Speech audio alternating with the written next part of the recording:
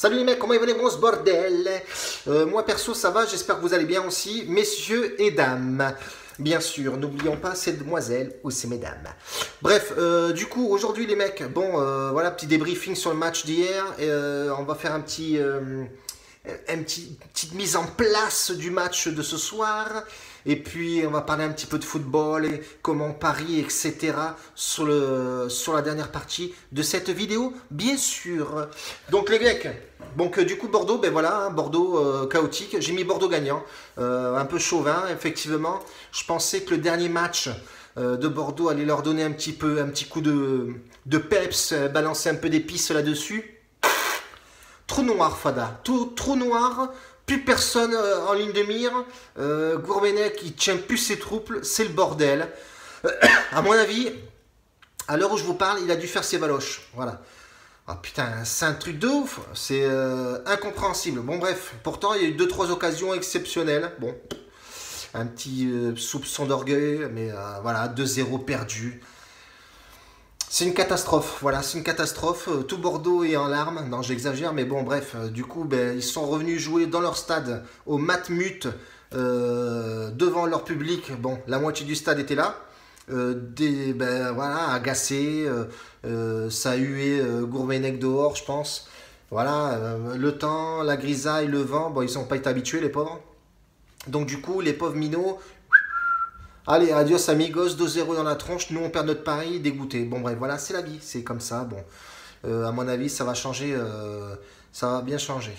Mais le problème de Bordeaux, c'est qu'ils vendent tous leurs bons joueurs et à chaque fois on se retrouve avec quoi? Des chèvres, voilà. Là, ils parlent de vendre Malcolm. Où tu vas vendre Malcolm maintenant, en milieu de saison où tu as besoin du mec.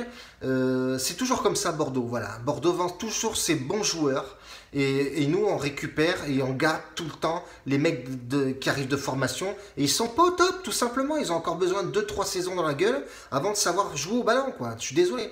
Donc, gardez les bons, les mecs, un peu. Avec la caillasse que vous ramassez, et bien, achetez un joueur. Je suis désolé. Bon, bref, voilà, c'est un peu le coup de gueule d'aujourd'hui. Bon, mais c'est pas grave. Bon, bref, allez. Du coup, aujourd'hui, moi, je vois Saint-Etienne qui va s'imposer à Metz. Je sais pas pourquoi. Bon, malgré que Metz, effectivement... Hein, on a eu le coup avec Dijon, toujours en dernière minute où ils égalisent, où il y a un truc. Bon bref, au final, pourquoi je jouerai Saint-Etienne? Ben, changement de coach.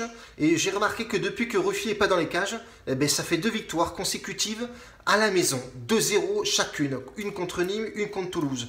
Donc, au final, bon, c'est pas pour ça que je dis que Saint-Etienne forcément gagne grâce à ça, mais... Un petit peu quand même. Le changement de coach, il fait aussi beaucoup. Julien Mezzou, il était gentil, mais bon, il n'avait pas la carrure d'un coach de Ligue 1. Bref, c'est dans les vieux pots qu'on fait de la bonne confiture. Et bien là, on a la preuve exacte. Le coach, c'est un vieux de la vieille. Voilà, quand il parle, les mecs, ils écoutent. Et puis, c'est terminé. Et tu vois la composition de l'équipe aussi, effectivement. Depuis que Cabella est revenu de blessure, il y a Bamba à gauche, Cabella, Dabo et Beric, je ne sais pas comment il s'appelle, l'attaquant slovaquien ou norvégien ou bon bref, pays de là-bas là. Du coup, ben voilà, c'est structuré. Le gardien, ben c'est pas Ruffier comme par hasard, ben voilà. T'as Perrin en défense centrale, le patron est là. C'est costaud, alors c'est pas non plus l'équipe extraordinaire, on va voir ce qu'elle vaut à l'extérieur, mais avec les 2 recrues qu'il y a eu au club, j'espère que ça va redonner un petit coup de peps aux mecs de Saint-Etienne. Ben voilà, il y a les 2 mecs qui sont là, bon voilà, maintenant on va jouer au football, et il va pas piquer ma place de titu, voilà, donc malgré que Mvila est dans la fiche de match, donc il devrait être aligné en milieu défensif avec les côtés de Dabo, ça serait vraiment pas mal du tout. Ntep ne jouera pas, il n'est pas sur la feuille de match. J'ai vu sur le site officiel de Saint-Etienne qu'il ne jouera pas.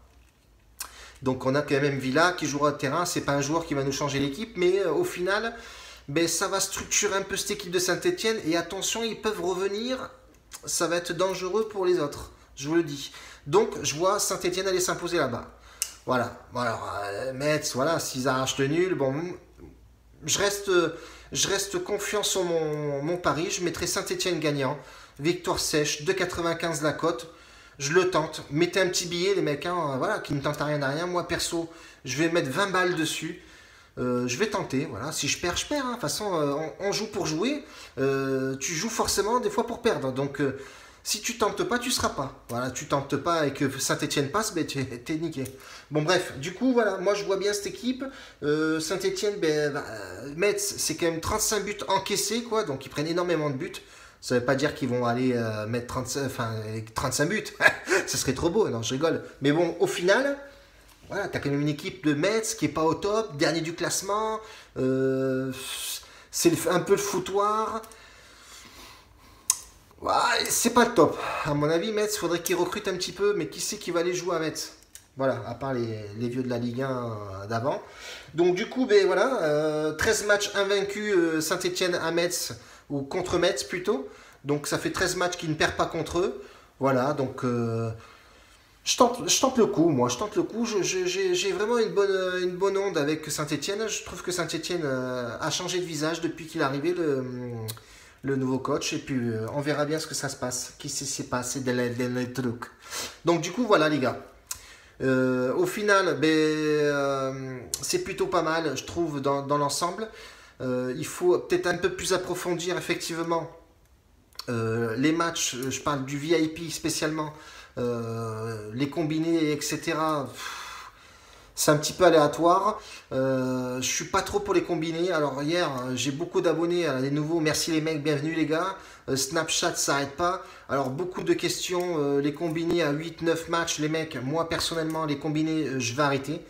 Moi, c'est uniquement. Ou alors si je fais les combinés, c'est uniquement 2 matchs. Point terminé. Et encore les 2 matchs, je vais plus lier le nombre de buts et une équipe ou faire un nul match gagnant. Voilà, un double chance tout simplement, excusez-moi. Donc faire un double chance sur un match et mettre un nombre de buts sur un autre match. Voilà, les combinés, je vais les jouer comme ça. Ça fait 2-3 fois que j'essaye, 2-3 fois que ça passe.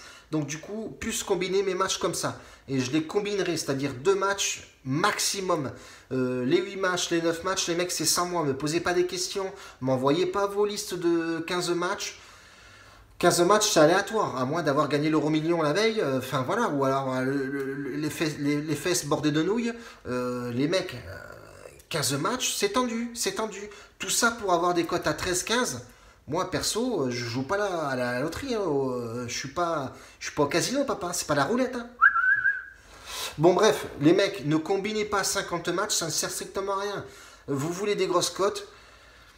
Les paris sportifs, c'est 2 choses. Soit tu as un gros budget, une grosse bankroll, tu joues les matchs simples, tu te focalises sur les grosses écuries qui ont des cotes à 1,30, 1,35, 1,40, tu mets 100 balles, t'en prends 40 et puis point barre.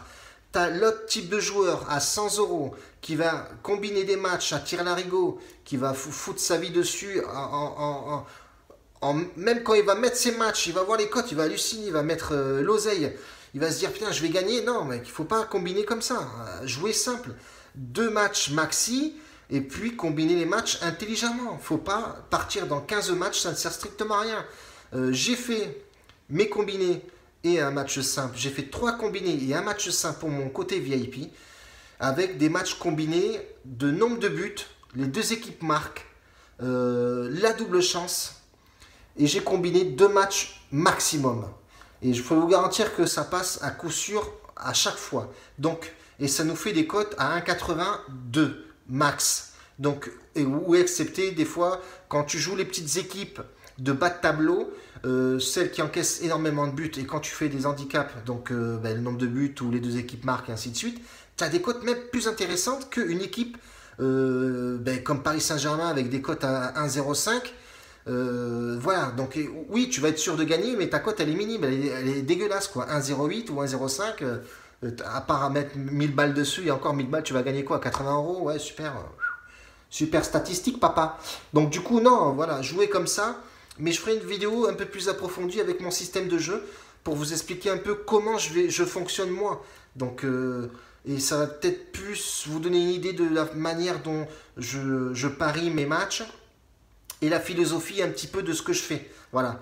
Maximum 2 combinés, enfin maximum 2 matchs dans un combiné. J'en mets pas 4, j'en mets pas 5, j'en mets pas 6. j'en mets que 2, et je combine la double chance et le nombre de buts, où les deux équipes marquent au moins 0,45 buts.